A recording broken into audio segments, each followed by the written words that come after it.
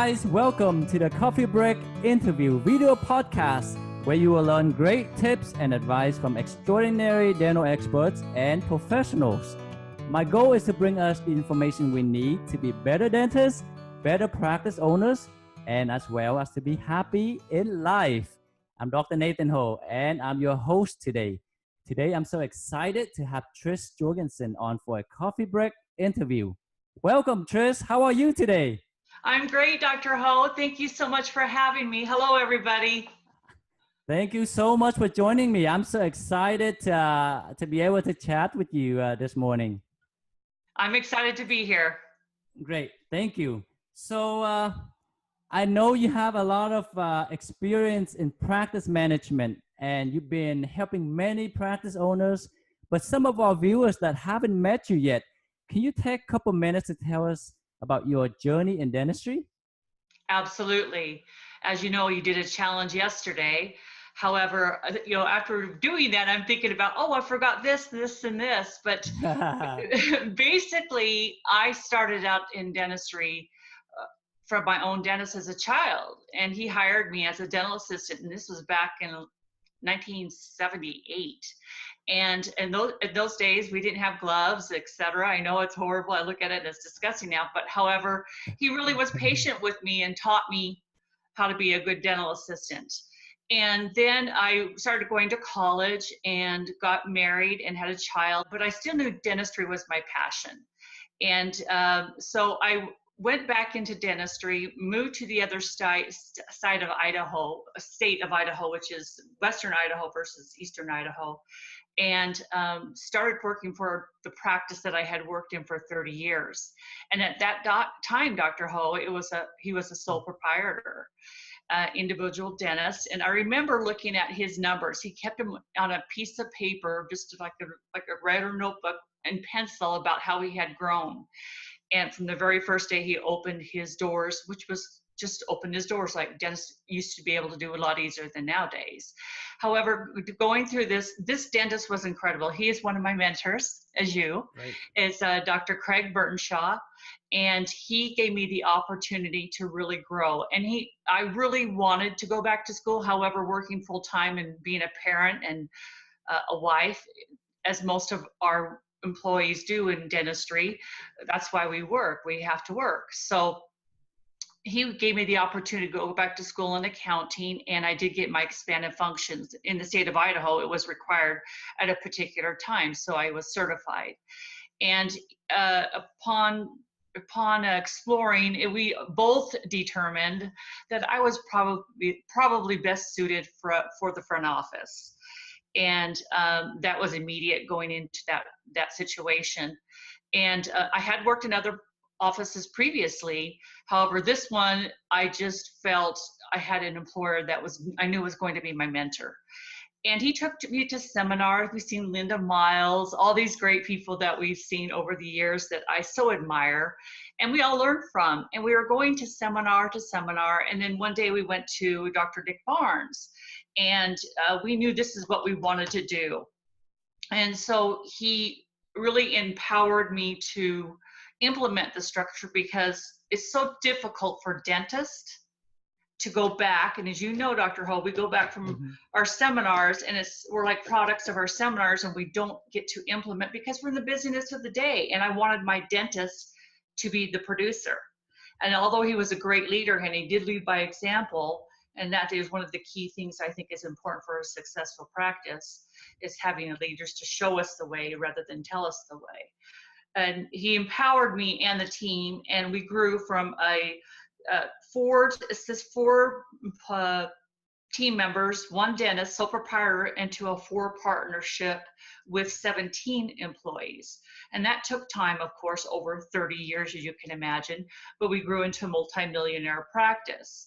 And how did we do that? Well, one thing that's so frustrating for many team members and doctors is that we try this, and we try this, and we try this, and we never really implement a structure.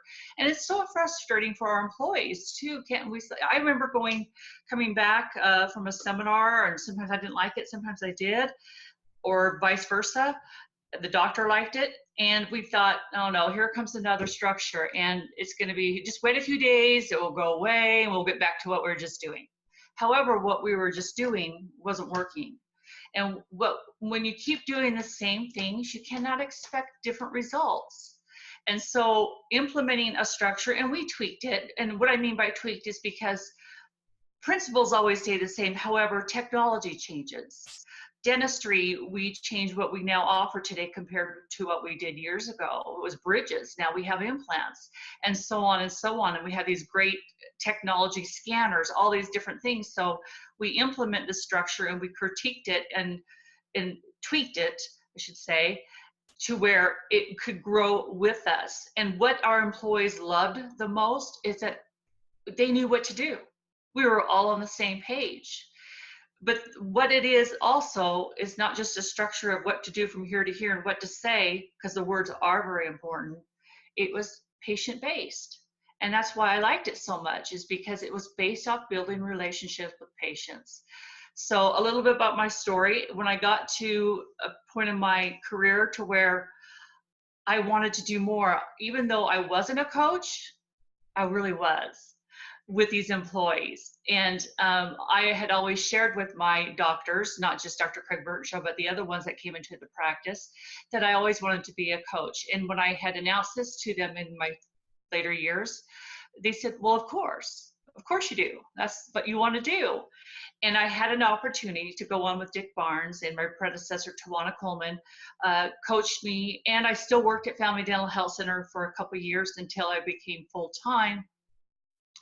And I got to implement what I had always done in my office into other offices. And Awesome. it was awesome. And so now I am doing it on my own. I have my own consultation company, and it's called Elevate Team Solutions. And I'm so excited to do this and help others. And I've been doing that for a while. Great. You know what? I'm so excited for you too. It's Thank going to you. be an awesome journey. And you know what? You said that you've been in dentistry for more than 35 years. You look too young to be in dentistry that long. That's sweet. Yeah, I started really young.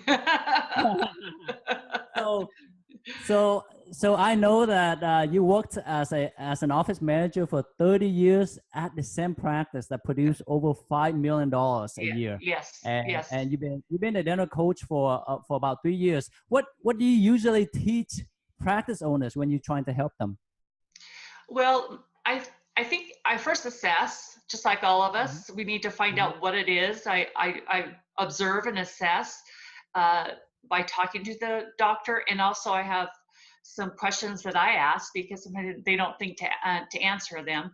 And then when I go in there, from my experience, I can pretty much see what they need help with. And I'm not criticizing anything whatsoever, because I did it too. I thought I was doing the right thing. The thing is, they just don't know. And so once I see things and sit down with numbers, I do go in and evaluate numbers, I can tell what needs to be done. And then I show them the structure, and the process that I implement is I focus on the new patient, how to treat them, get them in the door, diagnose comprehensive dentistry and present it, and then how to close on it, and then schedule it. We can schedule all day long, Dr. Ho, right? Yeah. I could schedule anything you want, but I want it real and dependable for you. I want to be able to go home at night, because I used to do this. I used to go home at night and think, oh no, is that 7 o'clock patient going to come? And it's going to be my fault if they don't, because the doctor would say, did you call and confirm that? Why aren't they here? And so all these things were symptoms. And with these solutions that I give offices, we can be proactive rather than reactive. And all the protocols and systems that we put into place, everybody's on the same page. And I'm not just talking about the front office. I'm talking about the whole entire team. They need to know. It runs like a machine. It really does. And if one person doesn't do that particular part, it can kind of put a little wrench in that machine. And so we all need to know, first of all, what that is, be empowered, but yet accountable. So I teach all the way from the new patient phone call, all the way to making the appointment, but also retention. So that's basically what I teach.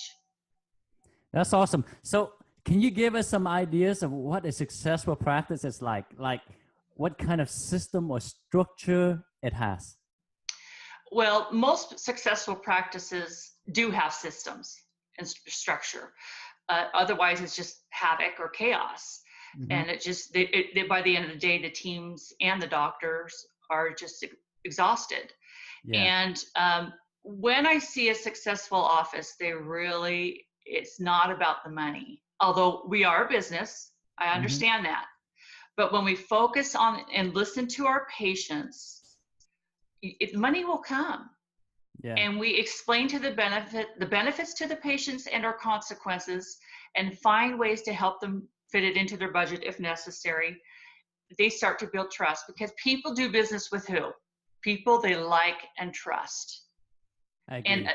and so if we don't build relationships in the unique way that I introduce new patients into our practice, it's part of that system.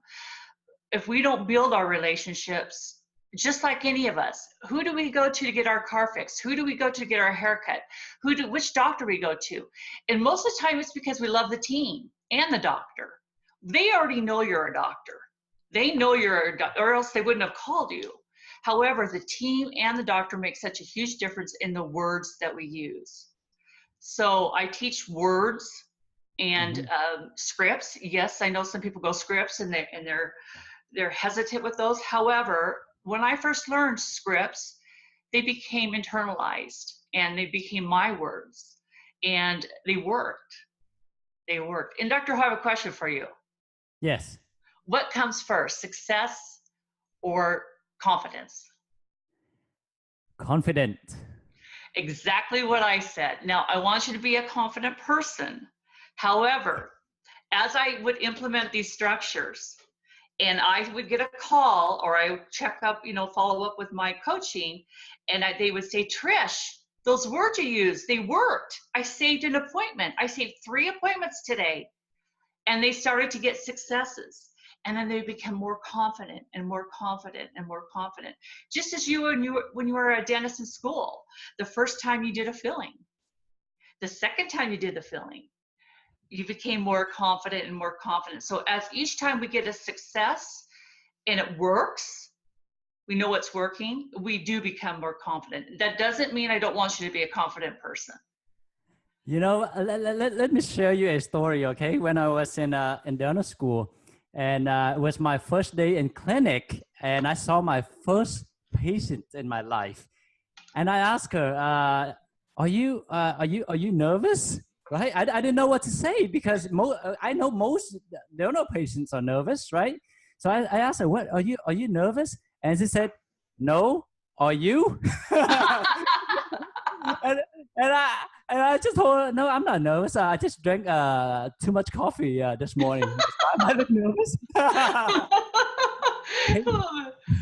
But they can feel it when you're nervous, right? Especially over the phone. Most team members think that they can't see you when you talk to them over the phone, but they can hear you. That's why most consultants, most business advisors recommend the person that answers the phone to put a smile on her face, right? Absolutely.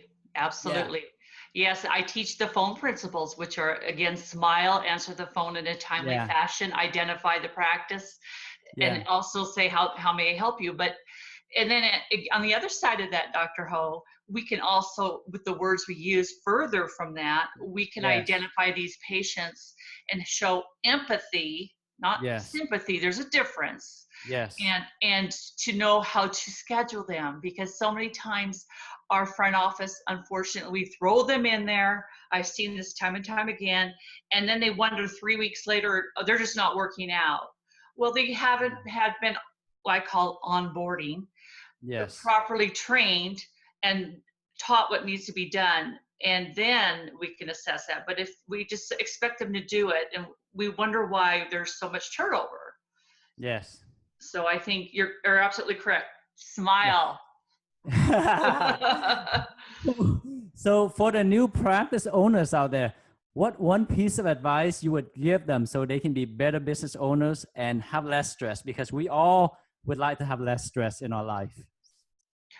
And I understand exactly how you feel because um, I've done, I've had new doctors come in and I've done all the books and the accounting and I've seen the stress and I've seen the loans. And I know these dentists have a lot of stress. And that's probably one of the reasons why I'm so passionate about going into these practices and taking some of the stress off the doctor's shoulders. Mm-hmm.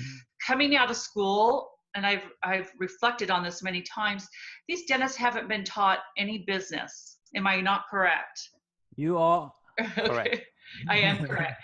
And I would advise any dentist coming out of school to get first of all, if you're going in wherever you go in, make sure it's somebody that can mentor you. Observe him, watch him, learn from him, ask him questions, or her, whomever. And then, or if you're going on your own or whichever, hire a coach, because someone like me or Heidi or all these other wonderful coaches that are friends of mine, we have the experience. We've been in the trenches and we know how to run a practice. I can't do what you do. I'm not a dentist. I can't diagnose and I can't touch a drill. However, I know the aspects of the expenses that go out. Did you know that the overhead for dentists is triple, quadruple of a medical doctor? Because not only do they come out with the school expenses, the loans, but dentists buy lasers. They buy all this equipment, x-rays, cepts, all this equipment and supplies. And a medical doctor, they really have just the overhead of a few supplies and their team members. They send x-rays out. They just don't have the overhead. And a lot of our team members don't understand that. And it can be extremely stressful, not just for new doctors coming out of school, but for all doctors that just haven't had the ability or trying to figure out what their numbers are. And that is another part that I do teach. I do dig in to knowing your numbers and understanding where were we off with your profit and loss. So. You know, speaking of overhead, I have many friends that are medical doctors, and they all own their family practice, right? Right. And they share with me that their overhead is only 25%. See? Yes. 25. Yeah. And it must be true, because when you walk into a doctor's office, right, or into the opt, they only have a bench and couple gauze and tongue depressor. That's it. Yeah. And maybe they'll draw your blood, but they send it out. We do everything. We don't sit. Our goal in dentistry is to be able to try to do as much as we can in-house for convenience, and for growth. And that's another thing that I teach. If you don't know how to do implants, learn how to do implants and do them. Yeah. Exactly. So it's I don't think dentists are prepared for that, unfortunately. And I just hope that many of us, like me, are part of that solution to help them to get to the next level. Yes, somehow we have to let the team know that the overhead in the dental business is very high. Because one time I had a patient came in and we charged a couple $100 for the procedure, right? And it took us about an hour and a half to 2 hours.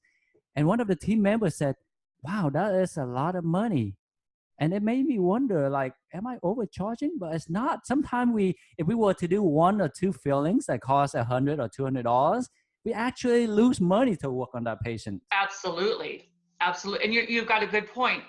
In a part of the structure that I teach, and I know that you do too, I teach to do as much as we can, find as much as we can, and do as much as we can in one setting, because we know that if we do a quadrant versus one tooth at 12 occlusal, we know that it's going to cost us money to do those 2 fillings rather than be more productive. And with the world of PPOs, you have to do that, or even Medicaid. And I came from an office of Medicaid and PPO, child Medicaid, and we were productive. You heard the numbers. We were very productive, but it took us to present more than just not one tooth at a time. We're so insurance driven, unfortunately, that we've been trained that way. And our patients have too. And it's a tough thing, but with the words that we teach, we could do more. And the overhead is astronomical. And you talked about a little bit about how letting the team members know. I have some doctors that say, nope, you're not going to tell them a thing. And I said, well, then how would they know if you tell them they need to produce, let's say, $10,000 a day? I'll just say that. What does that mean? It doesn't mean anything to them. You've got to let them know some things. And I'm not saying don't let them know every number, but you need to know this is what it takes. And I have a formula to figure that out. This is what it takes to keep our doors open, this is to pay the lights, to pay the rent, to pay for supplies. And we all know that supplies never go down. Yes. And so I teach them how to present this to the team in a positive way, not like feel sorry for me way, and to help them get on what I've called on the bus. Either you're on the bus or you're off the bus. And when you do empower them to have knowledge, because knowledge is power, then they will become like they own your practice and want you to be successful. And fortunately, I had that type of mentor, but not everybody does. And it's not necessarily their fault. It's just because the dentists don't understand the value of presenting the numbers to a point. Presenting the number is so important. We present numbers to our patients all the time, right? So right, okay, we do. Let me see. 7 or 8 years ago when we opened our practice, and we had this employee that said, because she had access to the numbers, right, to the report, and she said this, Dr. Ho, we're not $1 million dental practice, but we produce $60,000. That's a lot of money. Well, that is a lot of money for a lot of people, right? But what she didn't know was the overhead for our practice at that time was $55,000. So the profit was only $5,000. So is $5,000 a lot? No, you know what I mean? But she didn't know that. So I can't blame her. So it's important for us to let our team members know about the practice overhead and what it takes to open the door, like you said. Absolutely. And you mentioned about mentor. I think it's extremely important, and it's the best ROI to get a mentor, because when we first opened our practice 9 years ago, basically we bought a small practice the same year that I graduated. I bought one with my partner, and then we started a second one a couple months later. And then we try to figure out how to market, how to run the practice by ourselves, because we didn't have the money, right? We took out a loan to buy the practice and to build a new one. So we spent the money on marketing instead of hiring a mentor. And then we struggled for almost 1.5 to 2 years. It was okay because I still had part-time job outside to make some money to pay the bills. But our practice didn't take off until we hired a mentor, and that was Dr. Abnati. At the time, he didn't charge us a lot. It was around $2,000, right? And $2,000. But at the time, we were like, man, that is a lot of money. And but you know what? It took off from there. It went from 20,000 to 40,000 to 60,000 to 80,000, and then it kept growing. So just imagine the ROI on that investment. The return on investment is huge on a coach. Yes. It's like I would say 500%, and that is the best investment ever. I totally agree with you, and I'm not just saying that from my standpoint, but from my own experience, because we had mentors and coaches come into our practice. Yes. So I saw it. So if I could go back,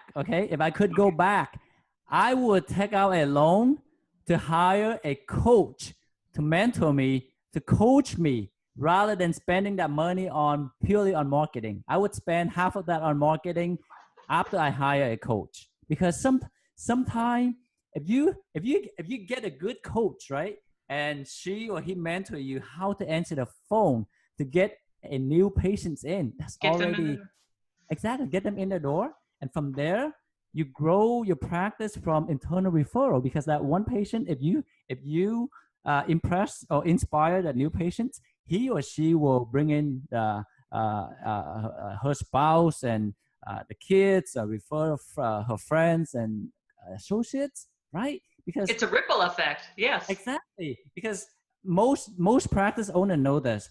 Sometimes we spend thousands of dollars, $4,000 or $5,000, and we only get a couple new patients from Right. the postcards or from an ad Yeah. on Facebook, right? So hiring a coach early on is very, very important. So let me ask you this before we end our interview today. So for the practice owners that have been running their practice for 5 or 10 years and their practice is not growing and they're not doing so well, if they were to hire you, what would you have to do to help these practice grow and get to the next level? Again, I would have to observe, but most of the time, the practices that have gone to one level and have not gone up to the next is Mm-hmm. that they need to make some changes. And Yes. change is hard. Change is painful. However, change is extremely rewarding. And changes sometimes, this is what I hear. I'll hear, that won't work here, or not for our patients, or our employees won't do that. I hear that all over the country. However, doctor, as the leader, if you say we're going to do this and we're going to implement this, and we have employees that are on the bus, then we can make some changes to tweak that. Not that they're doing anything wrong, or maybe they just don't know. And I've been to practices, one particular practice 3 times. They've had me back 3 times, and they are 3 partner dentists practice in Oklahoma, and they have grown since I've been there because I've sat down with them and coached them.